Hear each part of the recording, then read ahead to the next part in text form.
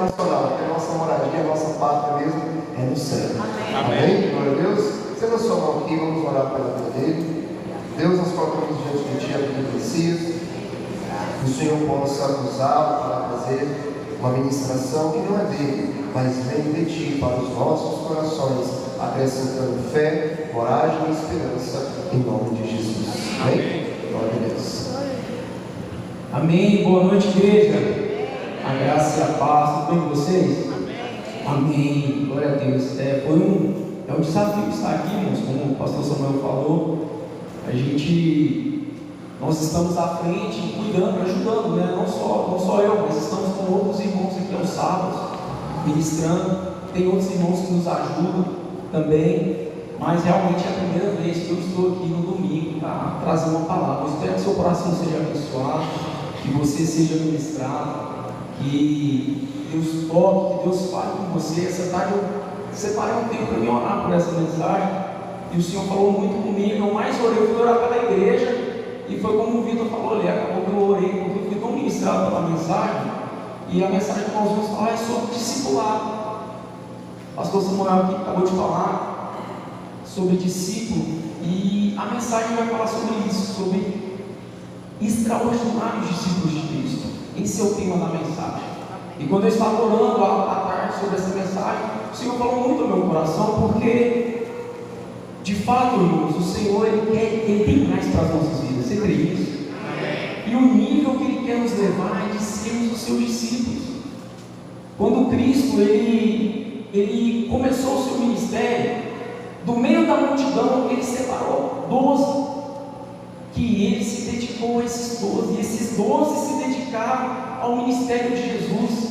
Houve uma entrega dos discípulos para aquele chamado do Senhor, para que eles andassem com o Senhor, e aquele chamado de Jesus na vida dele produziu uma transformação, algo que impactou a vida daqueles discípulos.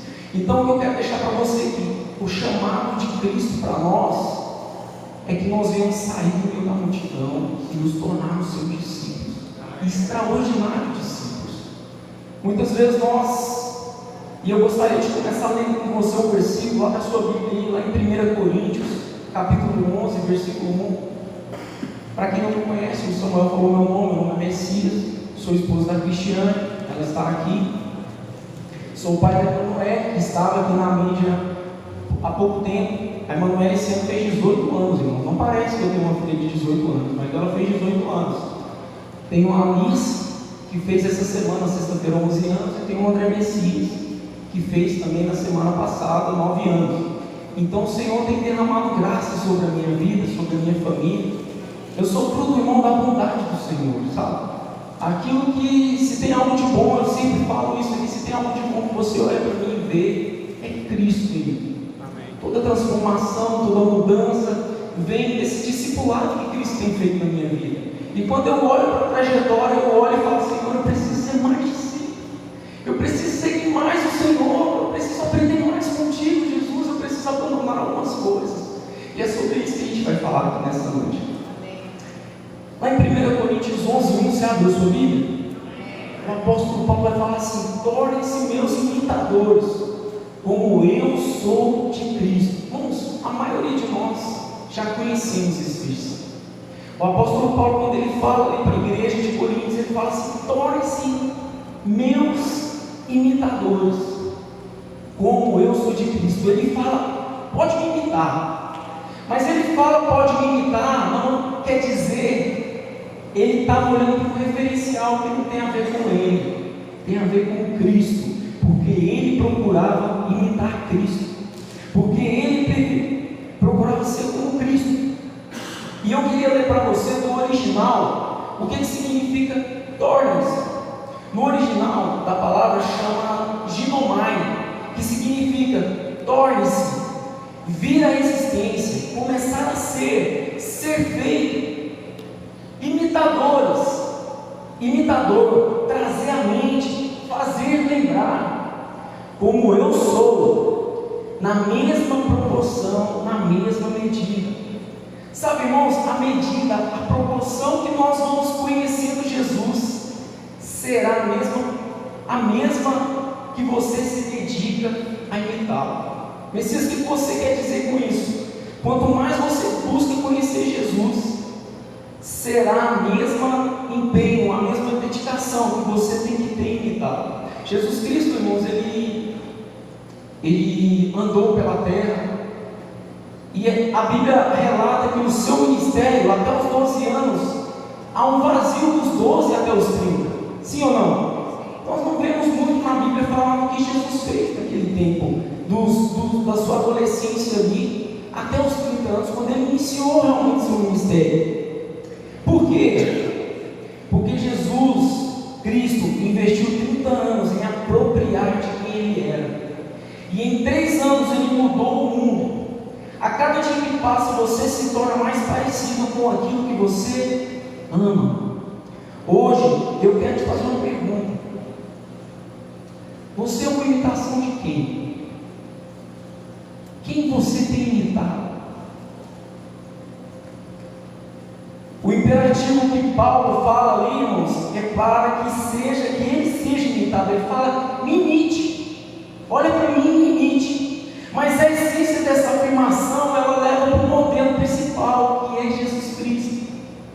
É o Senhor Jesus Cristo que Paulo queria mostrar. Vocês têm liberdade de me imitar. Vocês podem me imitar porque eu tenho imitado a Cristo. E eu me fiz essa pergunta: será que as pessoas que estão ao meu redor podem me imitar? Será que as pessoas que estão ao meu redor podem olhar para mim e me imitar? Porque eu tenho procurado ser um discípulo e tenho procurado imitar a Cristo. Discípulos, irmãos, não é aquele que faz algo pelo mestre. Talvez você tenha falado assim: Messias, eu faço muita coisa pelo mestre, eu me dedico ao mestre. Mas discípulo não é aquele que se parece com o seu mestre. Você pode fazer muita coisa pelo mestre, mas você precisa se parecer com ele. Porque, irmão, nós não somos aquilo que nós fazemos. Você não é um músico. Você não é, eu não sou o Messias aqui que estou trazendo uma palavra para você. Um dia o pastor Samuel, que é muito usado por Deus aqui, e a pastora Deni, eles vão deixar de ministrar. Eles são filhos de Deus.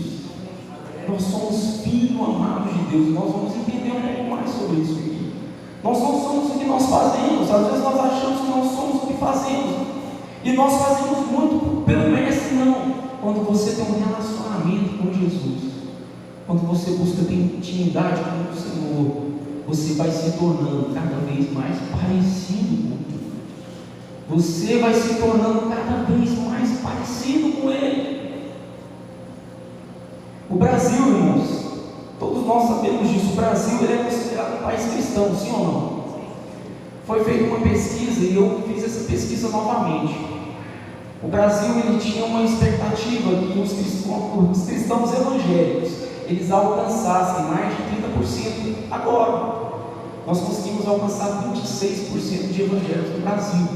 Mas nós temos 56 cristãos católicos, irmãos católicos. Essa semana eu tive um amigo que visitou a minha casa, e ele é católico, a gente estava conversando, e ele falou assim: Messias, eu já fui um católico que não ia à igreja, que não praticava, que achava que não precisava ir para a igreja. Irmãos, nós temos visto isso acontecer no meio evangélico. Irmãos que acham que não precisam ter comunhão com a igreja. Como que nós conseguiremos, irmãos, sermos discípulos de Cristo se nós não ouvimos a palavra dele? Como nós conseguiríamos sermos transformados e discípulos dele se nós não abrimos mão para ouvirmos aquilo que ele tem para falar aos nossos corações? E ele falou assim para mim, falou: pois é, Messias, quando nós olhamos, irmãos, para a realidade do nosso país, a coisa não fecha, a conta não bate. Você está entendendo o que eu estou querendo dizer? Quando nós juntamos os cristãos católicos, que são 56%, e os cristãos evangélicos, que são 26%, ou 76% da população do país. E quando nós olhamos para a realidade do nosso país, irmãos, algo está errado, algo não está certo. Quando nós olhamos para o nosso país, a forma que as coisas andam, nós nos perguntamos: tem algo que não está batendo? Por que ainda há tanta criminalidade? Por que ainda há tanta desonestidade? Porque nós somos considerados pais da corrupção. Por que as pessoas olham para nós lá de fora e falam assim: brasileiro é todo trambiqueiro, brasileiro é todo desonesto? Essa, irmãos, é a visão que muitos países têm ao nosso respeito. Pessoas saem daqui do Brasil para trabalhar nos Estados Unidos e nós somos mal vistos lá. Porque assim, brasileiro faz roubo, brasileiro aceita propina, e tantas outras coisas mais, irmãos, que não servem. E quando nós olhamos para essas evidências, que o Brasil é considerado um país cristão, e mesmo assim nós não vemos essa realidade com grande evidência no nosso contexto sociocultural. Nós não vemos essa realidade no nosso contexto jurídico, relacional. Falta evidências de que Cristo, na nossa cultura, Cristo está na nossa cultura. Por quê, irmãos? Onde está a nossa essência? O que nos torna diferentes? O que nos torna diferentes? No Antigo Testamento, os discípulos significava, no original, tá humilde. Depois o Samuel me corrige se eu falei errado aqui.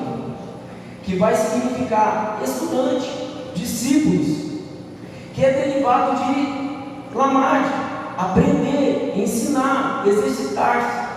Em algumas passagens, irmãos, o discípulo, ele era chamado de bem. Messias, o que significa bem? Bem significa filho. Em outras palavras, irmãos, o discípulo, ele pode estar tão conectado e parecer tanto com o seu discipulador, que ele vai se tornar como um filho. Foi isso que aconteceu com aqueles discípulos, irmãos. Eles começaram a andar com Jesus. E na sua trajetória, na sua caminhada com o Senhor, eles foram se tornando cada vez mais parecidos com Cristo. Eles foram se tornando cada vez mais parecidos com Cristo, irmãos. E isso, às vezes, não é do dia para a noite. É uma jornada. Eu estou aqui há mais de 20 anos. Eu converti nessa igreja com 14 anos. E de lá para cá, muitas coisas foram transformadas na minha vida, mas ainda há muita coisa a ser transformada até a volta de Cristo, irmãos. Eu estarei nesse discipulado com o Senhor. E quanto mais eu decido me relacionar com Cristo, quanto mais eu decido estar próximo de Cristo, mais Ele vai mostrando coisas que precisam ser trabalhadas em mim. E estar aqui é uma delas, irmãos. Estar aqui é uma delas. Porque muitas vezes é muito mais fácil estar embaixo e não aceitar o desafio e ser dominado pelo medo. E falar assim, não, e ficar se comparando com outras pessoas. Não, pastor, não dá uma mensagem muito melhor que a minha, você me escolheu para trazer uma mensagem. Mas Cristo quer nos transformar, irmãos. Cristo quer nos usar para a honra e glória dele, não é para a nossa honra, para que ele seja exaltado. Amém? Então, quando nós vamos caminhando com o Senhor, nós vamos nos tornando filhos dele. O discípulo de Cristo, ele vive como um filho amado de Deus, fazendo o que viu o Pai fazer. Lá em João, capítulo 5, verso 19. Lá em João, capítulo 5, verso 19, eu vou ler com você, se você quiser abrir também. Jesus lhe deu esta resposta: eu lhes digo verdadeiramente, que o filho não pode fazer nada de si, só pode fazer o que vê o Pai fazer, porque o que o Pai faz, o filho também faz. Amém. Irmão, nesse contexto dessa passagem, os fariseus estavam criticando Jesus, porque eles estavam curando no dia de sábado. Os fariseus olharam para ele e falaram: você não pode fazer isso, você não pode curar, hoje é sábado. Jesus falou assim: meu Pai trabalha e eu também trabalho. Ele quis dizer assim: eu não posso fazer nada, verdadeiramente o filho não pode fazer nada de si mesmo, só pode fazer o que o Pai faz. Ele estava imitando: meu Pai trabalha e eu também trabalho. Jesus estava imitando o Pai, a vontade do Pai, porque o que o Pai faz, o Filho também faz. No Novo Testamento, os discípulos, o do original é matete, que significa aprendiz, pupilo, aluno, discípulo.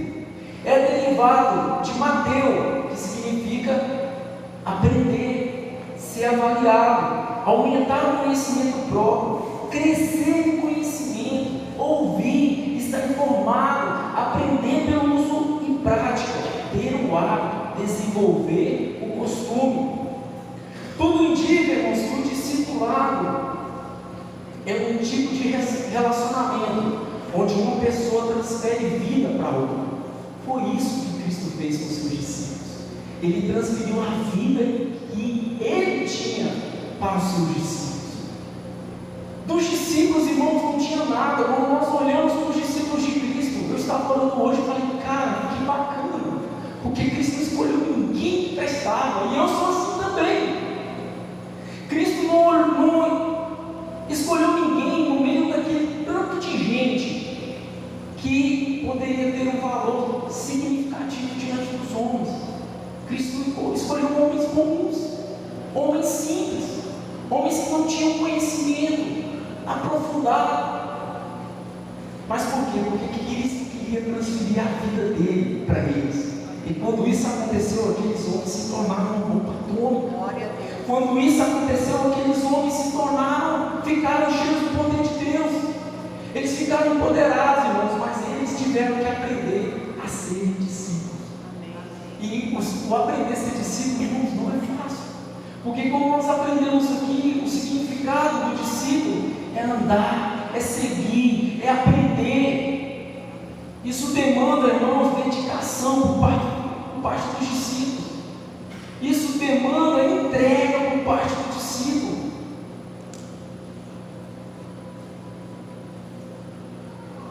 Isso demanda tempo de relacionamento. Nós precisamos gastar tempo com Jesus, irmãos. Nós estaremos aqui no sábado, uma noite especial, uma noite do rock. Mas eu quero te falar que não vai ser essa noite especial que vai transformar a vida de ninguém. Nós não estamos aqui falando, galera, vem para a noite do rock. Quando as pessoas vierem aqui, e nós temos orado para que venham visitantes, nós queremos falar, Cristo pode transformar a sua vida. Amém. Cristo pode fazer de você um discípulo. Cristo pode te fazer transformar a forma que você tem vivido. O que mais me impactou, irmãos, quando eu converti com 14 anos, foi ver a alegria dos jovens que estavam com Jesus. Eu cheguei aqui no grupo de jovens, eu falei assim, poxa vida, esses jovens estão pulando, estão se alegrando, estão festejando, louvando o Senhor, e eles não estão bêbados, eles não estão drogados, eles não estão aqui à procura de relacionamento. A essência é Cristo. Irmãos, talvez você tenha buscado por vários lugares encontrar o verdadeiro sentido da sua vida, e você será frustrado, porque a verdadeira essência está em nos relacionarmos com Cristo, em nos tornarmos os seus discípulos, aqueles que o seguem, que estão dispostos a, como nós cantamos aqui, a gastar a nossa vida, a perder tudo. Hoje eu estava orando ali, então, como vocês estavam ministrando, falando, Jesus, me ajuda a ser realidade o que eu canto na minha vida, porque muitas vezes nós cantamos, irmãos, estamos tão automáticos, cantamos coisas sem nós percebermos o peso. Estamos tão automáticos que entramos na igreja, ouvimos a palavra, saímos e nada muda nas nossas vidas. E esse não é o propósito de Jesus, irmão. O propósito de Jesus é quando você começa a se relacionar nele, coisas começam a mudar. Ele começa a bagunçar a forma que você pensa as coisas, a forma que você vê o mundo, a forma que você trabalha, a forma que você vê o seu relacionamento com sua esposa, a forma que você vê o seu relacionamento com seus filhos. Jesus começa a quebrar coisas em você. Amém. Jesus começa a transformar a sua mente.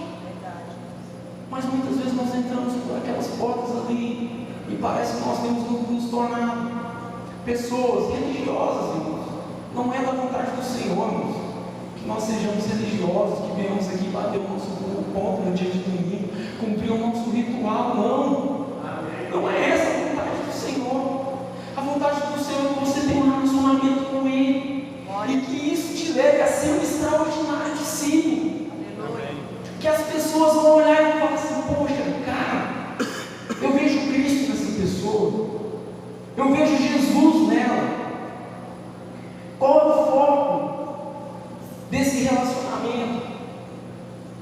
É até que Cristo seja formado em você, é até que Cristo seja formado em mim.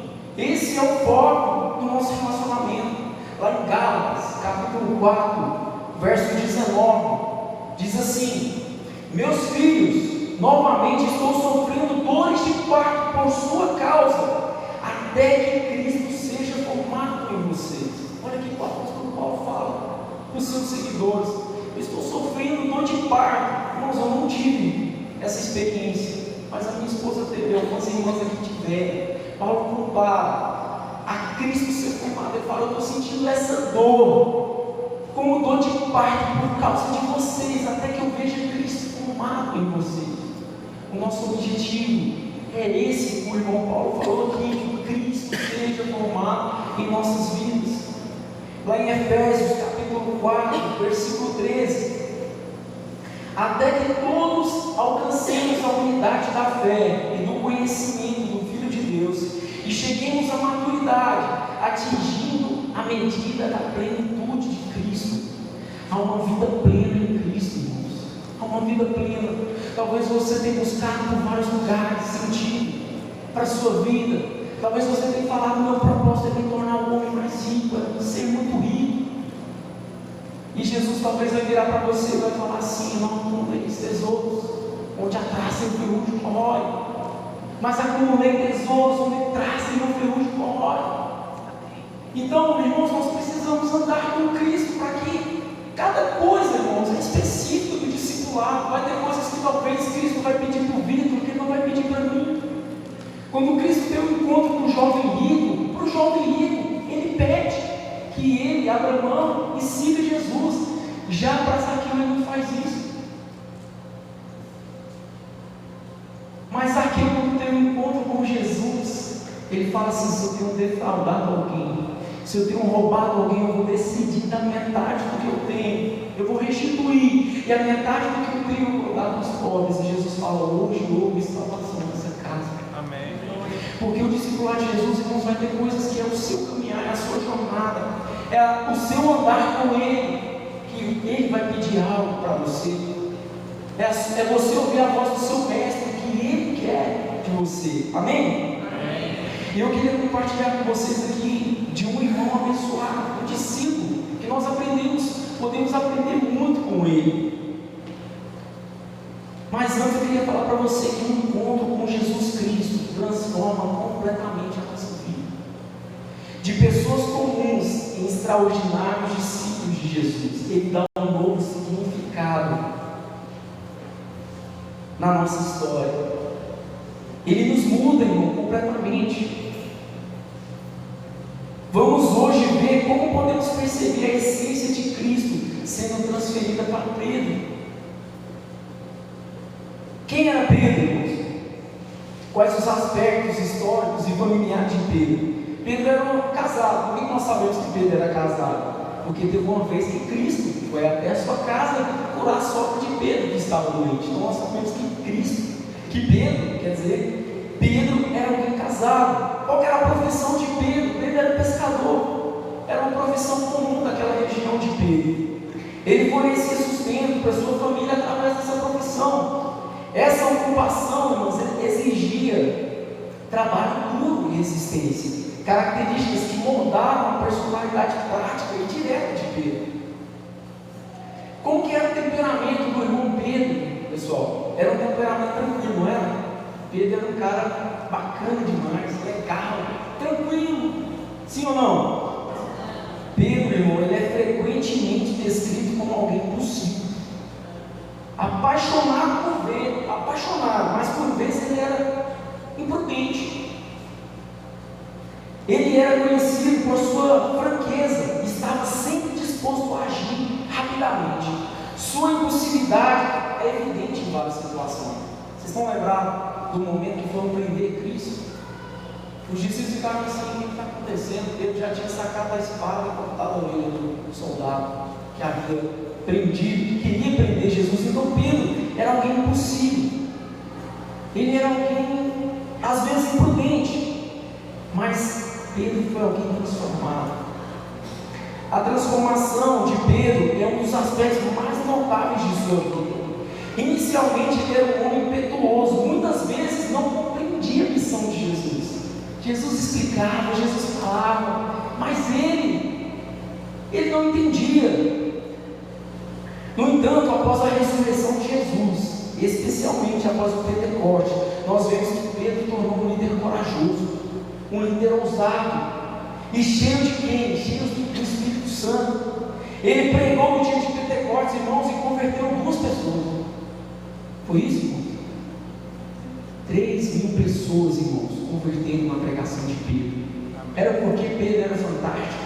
Não, irmãos. É porque o Espírito Santo veio sobre a vida dele, e ele foi entendendo no decorrer da caminhada, da jornada, como ele se tornaria um discípulo de Cristo, um extraordinário discípulo. Tem um teólogo escocês que ele diz algo sobre Pedro. Ele fala assim: Pedro é lembrado não apenas por suas falhas, mas por sua capacidade de se levantar novamente, guiado por fé inabalável em Cristo. Sua vida é um exemplo de transformação e serviço dedicado à missão de Jesus. Eu quero compartilhar com você aqui nessa noite 5 pontinhos. Como se tornar um extraordinário discípulo de Cristo. E o primeiro ponto que eu vou compartilhar com você, que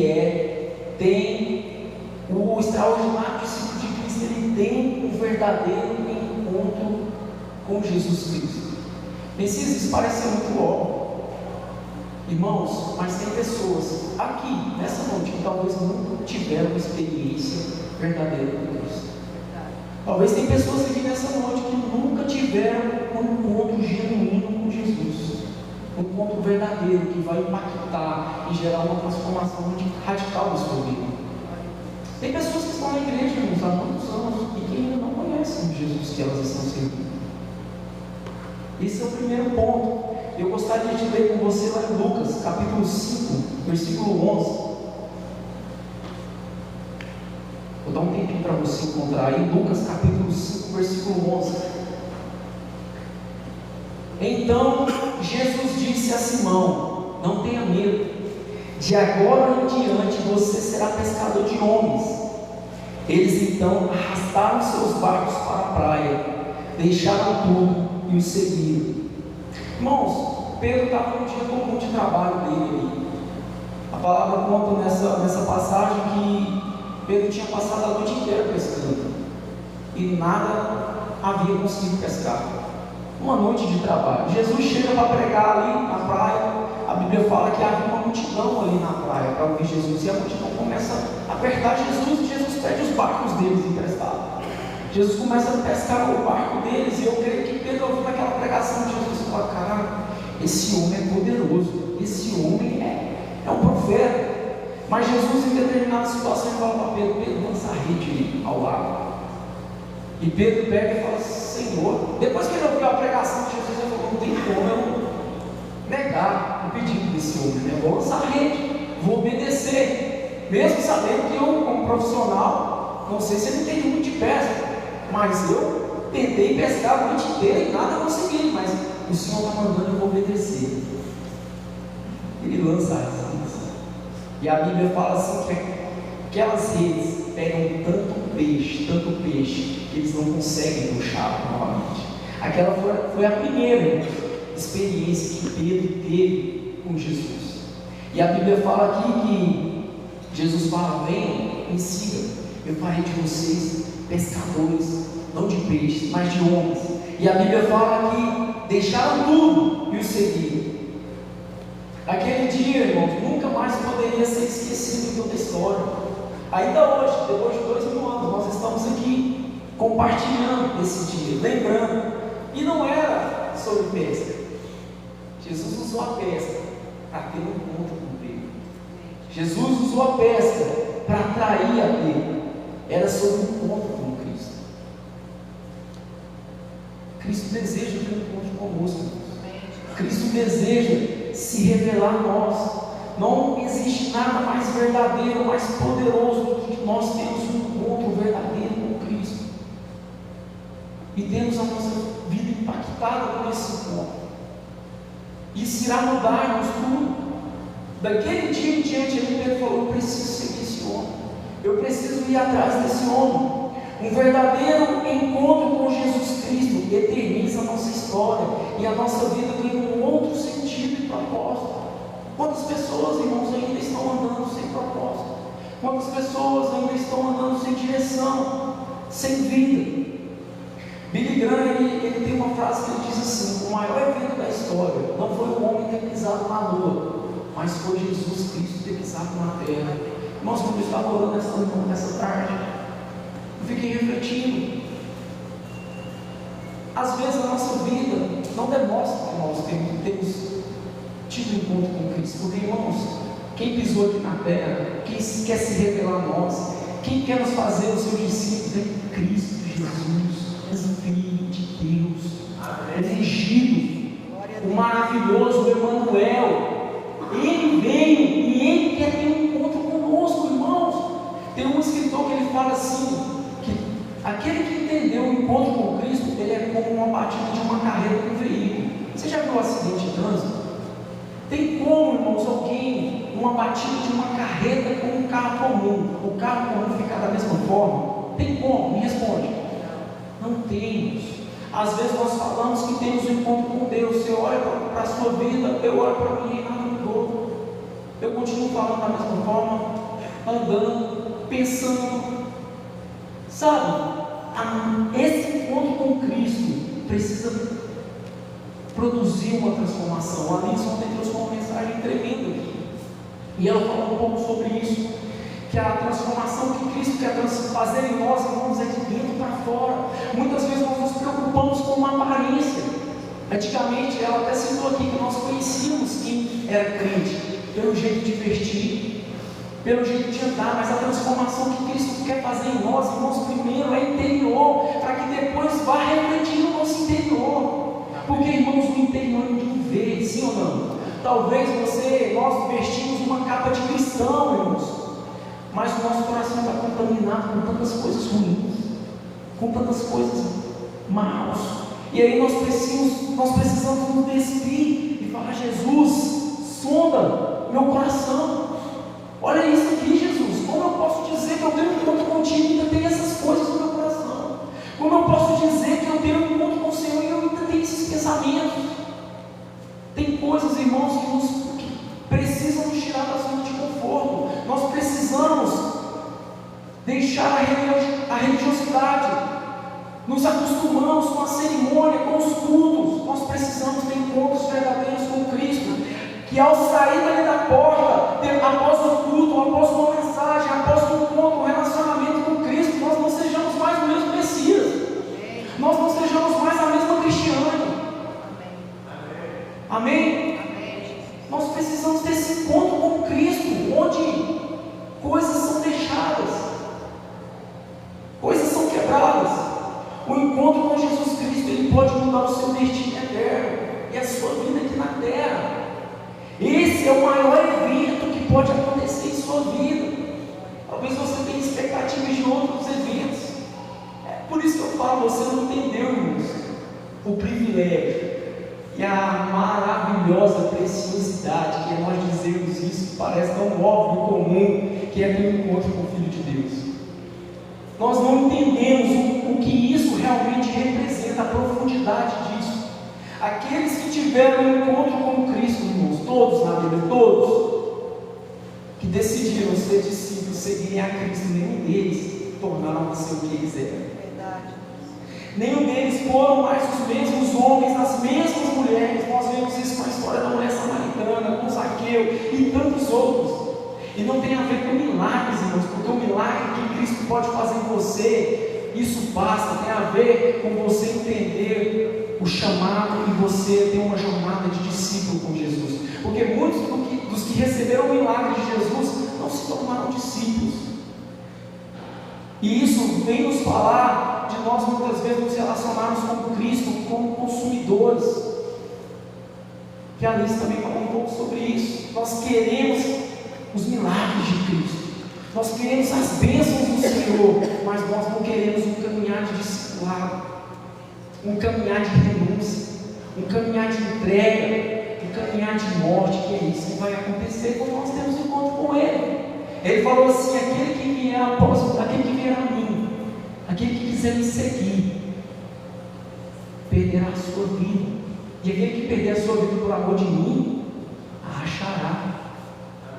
Então, irmãos, quando nós andamos neste discipulado, Jesus faz coisas tremendas nas nossas vidas. Um extraordinário discípulo de Cristo, ele reconhece quem Jesus Cristo verdadeiramente é. Mateus, capítulo 16, verso 15 e 17. E vocês, perguntou ele, quem vocês dizem que eu sou? Simão Pedro respondeu, tu és o Cristo, o Filho do Deus vivo. Respondeu Jesus, feliz é você, Simão, filho de Jonas, porque isto não lhe foi revelado por carne ou sangue, mas por meu Pai que está no céu. Bom, muitas pessoas dizem quem Jesus é, e Jesus ele está com os discípulos. O pessoal diz, quem o pessoal está falando que eu sou? Aí os discípulos falaram, não, alguns estão falando que você é Jeremias, outros estão falando que você é Isaías, outros estão falando que você é João Batista. Mas e vocês? E você, irmão? Quem você diz? Quem é Jesus para você? Qual a experiência que você já teve com Jesus, que você sabe quem Ele é na sua vida, de forma pessoal? Naquele dia ali, Pedro tem a revelação do céu, a palavra de Deus. Jesus falou, não foi carne, Pedro, nem sangue, mas o meu Espírito que te revelou. Ele entendeu que Cristo era o Filho de Deus. Mas Cristo quer se revelar a cada um de nós em algo pessoal, em algo íntimo. Quem é Jesus Cristo para você? O que Jesus Cristo mudou em sua vida? Tem algo evidente, algo claro, que você pode dizer, Messias, eu vi o toque de Jesus, eu vi Jesus mexeu nisso aqui, Jesus trabalhou isso na minha vida, eu não conseguia mudar, Jesus transformou. Quais momentos da sua vida você percebeu a presença de Jesus? Ou talvez tem bastante tempo que você não tem sentido a presença de Jesus. A resposta de Pedro, irmãos, ela mudou tudo. Ele reconheceu a verdadeira identidade de Jesus. Jesus quer se revelar a cada um de nós, a sua verdadeira identidade. E quando eu falo isso para você, parece que é muito óbvio, porque muitos de nós já reconhecemos isso, mas muitos de nós reconhecemos isso na mente, mas isso ainda não desceu do coração. Nós precisamos ser convictos disso no nosso coração. E quando nós somos convencidos disso em nosso coração, isso vai mudar muitas coisas nas nossas vidas. Isso vai mudar muitas evidências nas nossas vidas. É por isso que o nosso país ainda, irmãos, não reflete a quantidade de pessoas que se dizem discípulos de Cristo. É por isso que nós olhamos para a nossa cultura, para o nosso país, nós falamos, cara, poxa, nós vivemos a cultura do reino de Deus. Por que há tanta corrupção? Porque ainda tem cristãos que estão dentro da igreja que aceitam a corrupção, que no seu negócio ele aceita ter um ganho. Eu estava ouvindo essa semana de um amigo que ganhou uma licitação em uma escola, e a diretora virou para ele e falou assim: eu só assino com você, eu só fecho com você se você me dá a nota que vai ser X. Irmãos, isso é algo que acontece de forma natural no nosso meio. Tem muitas coisas assim, irmãos. Tem muitas coisas assim. Se alguém lá no seu serviço amanhã, segunda-feira, te pedir para mentir, tem coisas nas nossas vidas, irmãos, que falam do nosso encontro com Cristo que nós não podemos negociar. Tem que ser a nossa essência, tem que ser algo que nós não estamos dispostos a deixar, porque é o nosso mestre. Nós somos os seus discípulos, nós seguimos o que ele faz. Amém? Você está entendendo o que eu estou querendo dizer? Amém. Amém. Tem um escritor, C.S. Lewis, ele diz assim: não há necessidade de provarmos se Jesus é Deus ou não. Tudo que temos que fazer é descobrir se ele é um lunático ou um mentiroso. Você acha que Jesus foi lunático? Você acha que Jesus foi mentiroso? Ele fala que se ele não for nenhum nem o outro, ele deve ser o Filho de Deus. Ele quer se revelar a cada um de nós como Filho de Deus, e isso vai mudar as nossas vidas de forma extraordinária. Isso nos fará ser os discípulos dele e fazermos a diferença onde nós estamos. O projeto de Cristo, irmãos, não é que nós sejamos uma multidão, que nós sejamos muitas pessoas aqui, mas que nós nos tornemos discípulos, porque esse foi a comissão que ele deu para os discípulos. por todo mundo, eu estou fazendo de vocês discípulos, eu vou investir na vida de vocês durante 3 anos, eu andei com vocês, vocês me viram, mas para que vocês façam outros discípulos. Irmãos, nós não podemos ser como águas represadas, como um tanque. O Senhor Ele tem derramado na sua vida aqui para que aquilo que está sendo derramado sobre a sua vida possa continuar fluindo para a vida de outras pessoas. Talvez tem pessoas lá no seu trabalho que não tiveram encontro com Jesus ainda, porque você ainda não compartilhou dos encontros que você tem com Cristo, das experiências que você tem com Jesus, dos testemunhos. Eu tenho certeza que tem muitos irmãos aqui abençoados, que são bênçãos, que têm testemunhos para dar, que são prósperos, mas que a sua prosperidade não seja só para você usufruir, mas seja para você testemunhar do que Cristo tem feito. Irmão, Cristo tem me abençoado no meu trabalho com outras pessoas. Parece que o Cristo que nós temos servido, irmãos, não tem nos emocionado, não tem nos trazido alegria. Parece que eu olho muitas vezes para os irmãos e falo, poxa vida, parece que servir Cristo é ruim. Porque você olha para a vida dos irmãos e fala, poxa, se servir Cristo é desse jeito, parece que a pessoa foi para o funeral. Irmãos, quando nós nos reunimos aqui, nós temos que nos alegrar, porque nós estamos celebrando o Filho de Deus, o unigênito do Pai. Nós não podemos entrar por essas portas com cara de funeral, ainda que talvez você possa estar passando por problemas, por dificuldades, por lutas, mas você está vindo aqui se encontrar com aquele que é poderoso para te dar força para vencer qualquer luta, qualquer batalha. Teve um dia dessa semana que eu estava desanimado com algumas coisas, com as lutas do dia a dia, do trabalho, e o Espírito Santo trouxe no meu coração não orar para Deus tirar as lutas, porque as lutas que nos fortalecem. Ele falou assim, ora me pedindo força, ora me pedindo para eu estar com você. Eu falei, Senhor, esteja comigo nas minhas batalhas, esteja comigo nas minhas lutas. Muitas vezes nós vamos para Deus tirar, não é? Senhor, tira essa luta, tira essa provação, tira esse problema. Irmão, talvez é um problema que está te levando a ter um encontro com o Senhor. Talvez é essa luta que está te levando a desejar mais de Jesus, a ter mais comunhão com Ele, a querer estar mais com Ele, a ser discípulo dEle. Amém? Entender, irmãos, terceiro ponto, o discípulo extraordinário entende a necessidade de mudar a sua vida. Lá em Lucas 5, versículo 8, Pedro vai dizer assim, quando Simão Pedro viu isso, prostrou-se aos pés de Jesus e disse, afasta de mim, Senhor, porque sou um homem pecador. Quando ele vê Jesus fazendo aquele milagre ali, ele reconhece Jesus como um homem de Deus, ele vê a santidade que havia em Jesus, e ele também vê a sua realidade de homem pecador. Ele vê a sua realidade, irmão, de alguém que precisava ser mudado. Toda vez que uma pessoa tem um encontro verdadeiro com Cristo, ela entende que precisa viver uma mudança radical em sua vida. Ele entende isso. Vejam o que aconteceu com Isaías, lá em Isaías 6, capítulo 6, verso 5. Então gritei, ai de mim, estou perdido, pois sou um homem de lábios impuros, e vivo no meio de um povo de lábios impuros, e os meus olhos viram o Rei, o Senhor dos exércitos. Irmãos, Deus não pode salvar vítimas do erro dos outros. Apenas pecadores confessos e arrependidos. Quantas vezes nós olhamos e achamos que o nosso erro é por causa do outro? Às vezes eu estou aqui falando e você está na sua mente, fulano podia estar aqui, fulano, ciclano podia estar aqui ouvindo essa mensagem. Não, o Senhor quer falar com você. Tem coisa na minha vida e na sua vida que precisa ser mudada. Tem coisa na minha vida e na sua vida que precisa ser transformada. Tem coisas em nossas vidas que precisam ser mudadas, e elas só irão, irmãos, quando nós reconhecermos a santidade dEle, quando nós olharmos para Ele. Porque, irmãos, muitas vezes nós somos fácil de ver o defeito do irmão, não é? Irmão, como é fácil? Jesus já tinha nos ensinado sobre isso. Ele fala, olha, cuidado que você está olhando com um cisco no olho, na vida do seu irmão, e está esquecendo a trava que há no seu. Quantas vezes, irmãos, nós olhamos e falamos, nossa, mas fulano, ciclano, estamos comparando a vida dos outros, mas nós precisamos olhar para Cristo e refletir quem nós somos. Todas as vezes, eu falei isso para Cristiano, todas as vezes que eu fui até Deus reclamar de alguma coisa dela, Ele mostrou que eu precisava mudar para ter um casamento melhor.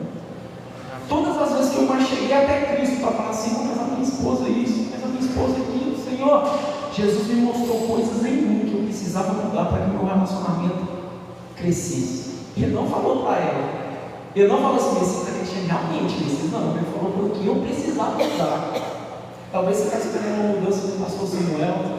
Talvez você está esperando uma mudança da pastora Leni, para a igreja avançar, para a igreja crescer. Talvez você está esperando uma mudança do irmão do seu lado, e talvez essa mudança precisa começar a partir de você. Amém. Talvez você está esperando um outro irmão começar a orar. Nossa, mas os irmãos da igreja não oram.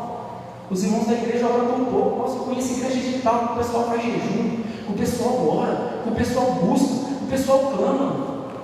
Ué, irmão, quem está te pedindo de orar? Quem está te pedindo de jejuar? Quem está te impedindo de fazer votos com o Senhor? Quem está te impedindo de vir às reuniões? Então quem pede de vir às reuniões? Então quem precisa mudar somos nós. Nós dizemos que queremos uma igreja avivada. Nós precisamos buscar esse avivamento. Nós dizemos que queremos uma igreja onde vidas são salvas. Nós precisamos buscar esses irmãos. Nós precisamos ser a cópia de Cristo, porque o Senhor nos fez imagem e semelhança dele, mas muitas imagens e semelhanças estão manchadas, estão precisando de ter um encontro com Jesus, para que essa, como se diz, quando a prata, eu tenho uma prata lá em casa que a Cris me deu, de vez em quando eu uso uma correntinha de prata, ela vai ficando rosa lá no guarda-roupa. Vocês vão dizer que não é prata verdadeira, mas quando eu coloco ela no líquido, ele já comprou um líquido lá, que eu coloco ela no líquido assim, irmão, quando eu tiro ela, uma prata novinha. Você é valioso para o Senhor. Você é como essa prata que eu tenho em casa. Você é como o ouro. Você é um discípulo extraordinário. Talvez a gente está precisando ser mergulhado em Jesus, para a gente voltar a ter brilho. Talvez o nosso brilho está meio apagado, está meio ofuscado. Nós precisamos mergulhar nesse líquido que é Jesus, para que nós venhamos tornar a brilhar, para que nós venhamos tornar a chamar a atenção das pessoas lá fora. Amém? A pregação do Evangelho moderno criou um Deus sem ira e um homem sem pecado. Nós vemos muita pregação aí, irmãos, que parece que Deus não está irado mais com o pecado. Eu falei para a Cristiane hoje, falei a Liz também, vou usar a Liz, porque ela falou muitas coisas aqui maravilhosas. Mas tem coisas, irmãos, que tem pessoas, crentes, a vida de alguns crentes hoje estão tão banalizadas na relação delas com Cristo, que elas já não se envergonham de nada. Elas fazem tudo, postam, tiram Instagram e mostram. E antigamente, eu lembro que a gente tinha vergonha. Quando eu converti, não, mas talvez antes, e talvez um pouco também da época que eu converti, a gente ficava com receio assim, né? Hoje, a Luísa até falou, tem irmãos que nessa onda de bebida, irmãos estão virando alcoólatras. Tem muitas aí que estão tão liberais, que agora tudo pode, tudo, não tem problema nenhum, que tem pessoas, irmãos, que estão se perdendo. Estavam salvos, o pastor Samuel trouxe uma mensagem aqui, já tinham vencido aquele gigante, já tinham vencido aquele problema, estão sendo derrotadas novamente por aquilo, porque tem sido banalizado. Tem sido banalizado. Parece que Deus não está irado. De fato, irmãos, a ira do Senhor, ela foi concluída em Cristo Jesus. Amém? Toda ira, o Senhor de fato, ele se ira contra o pecado. A palavra de Deus fala que a única coisa que pode nos separar de Deus é o que, irmãos? É o pecado.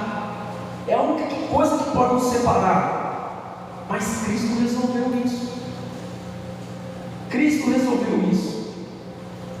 Quando reconhecemos que Deus é, nós também reconhecemos que nós somos o que, irmãos? Pecadores. Nós somos pecadores, irmãos. Lá em 1 João capítulo 1, verso 9 e 10, diz assim: se confessarmos os nossos pecados, Ele é fiel e justo para perdoar os nossos pecados e nos purificar de toda injustiça. Se afirmarmos que não temos cometido pecado, fazemos de Deus um mentiroso e a sua palavra não está em nós. Sabe, irmãos, o pecador precisa ser como alguém que está se afogando, que pede socorro, que está desesperado, porque está morrendo.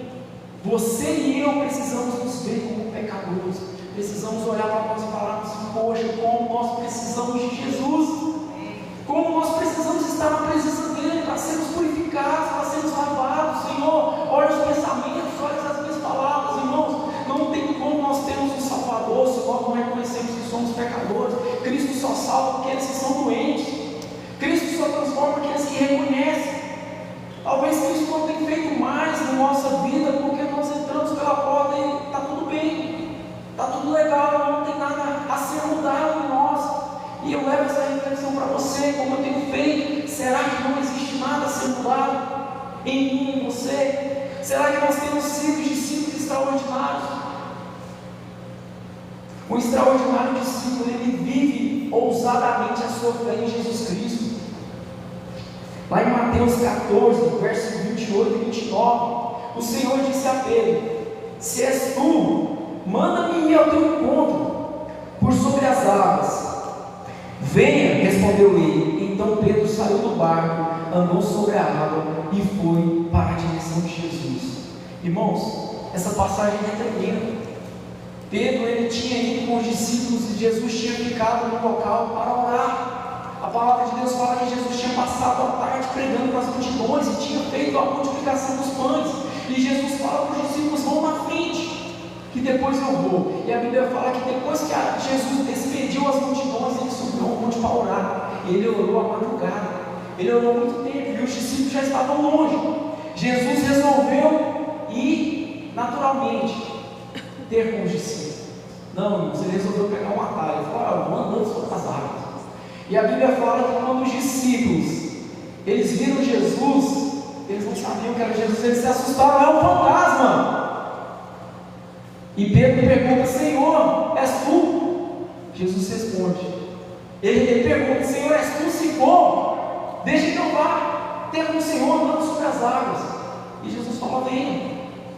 Jesus fala: venha. E Pedro, irmãos, tem essa experiência. Ele foi o único discípulo que teve essa experiência de pisar e andar sobre as águas, porque ele foi ousado.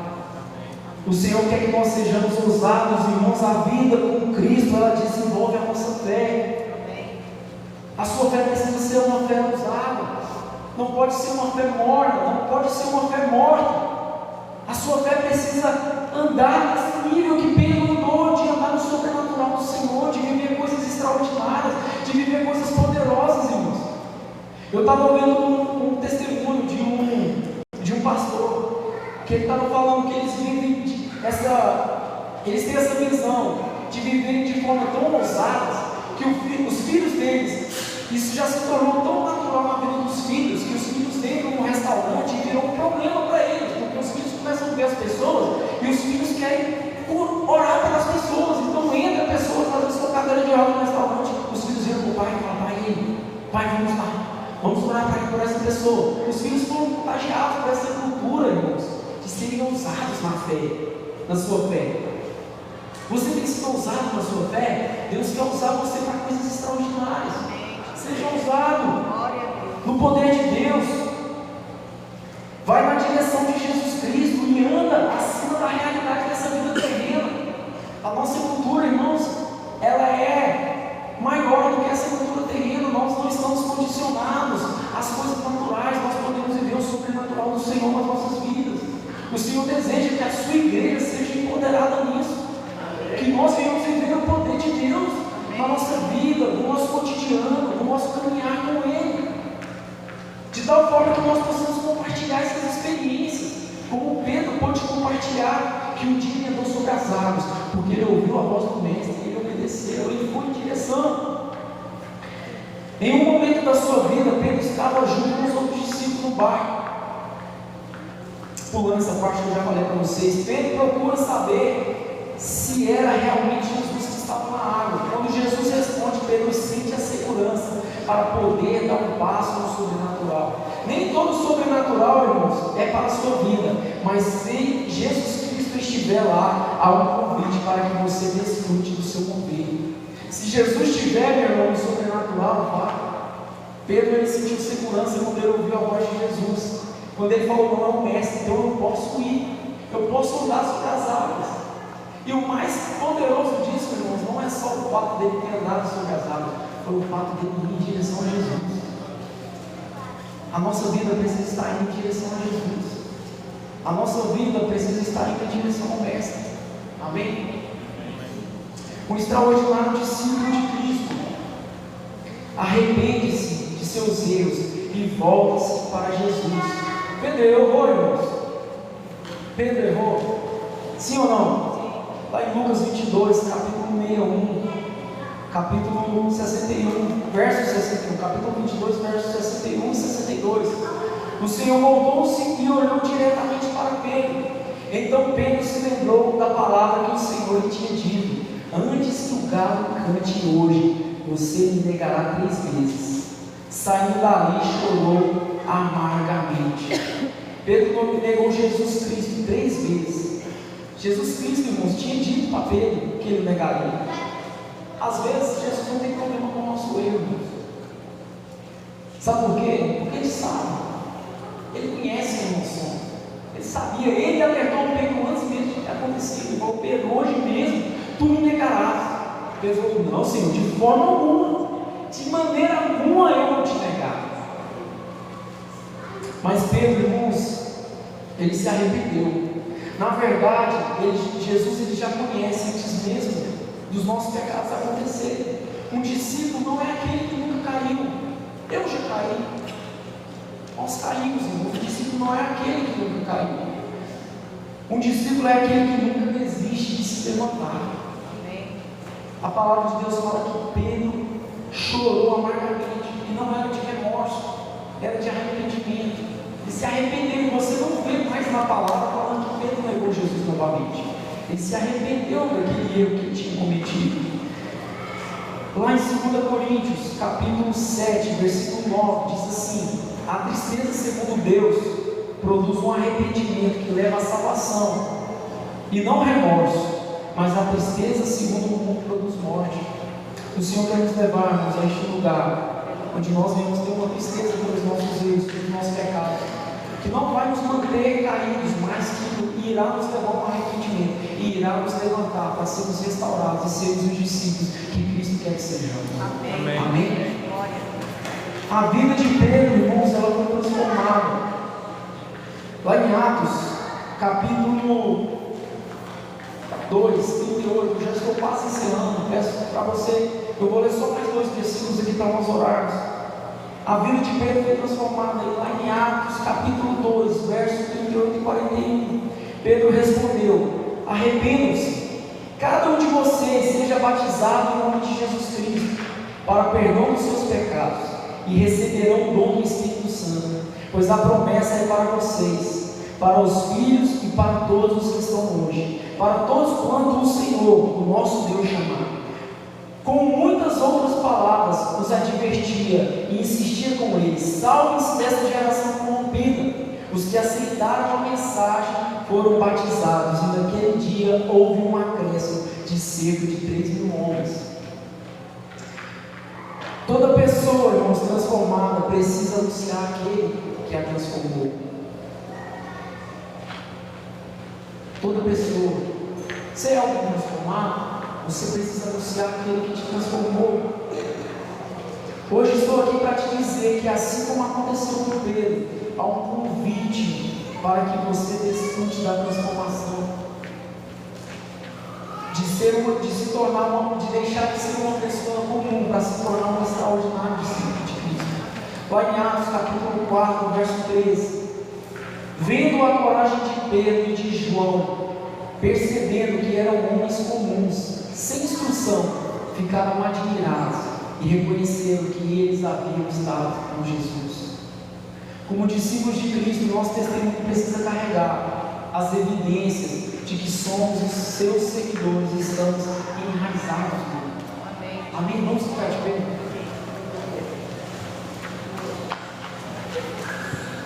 É impressionante, irmãos, como